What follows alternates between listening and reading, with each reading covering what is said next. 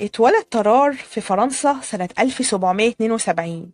كانت شهيته كبيرة جدا، مش زي أي إنسان طبيعي. كان بياكل ربع عجل كل يوم وهو في فترة المراهقة. عشان كده أهله طردوه عشان ما كانوش قادرين يتحملوا تكلفة أكله. عاش في الشارع مع مجموعة من الحرامية والعاهرات، وكان بيسرق ويتسول عشان ياكل. فكان بياكل كل حاجة بيلاقيها قدامه، زي الحيوانات الحية من كلاب وقطط وفران وتعابين.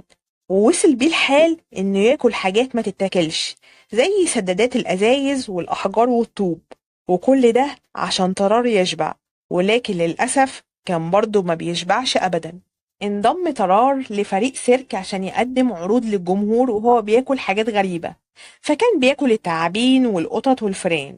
وفي سنة 1788 اتصاب طرار بانسداد معوي، واتنقل للمستشفى وفعلا اتعالج وخرج سليم معافى. كان في بعض الناس بيعتقدوا ان طرار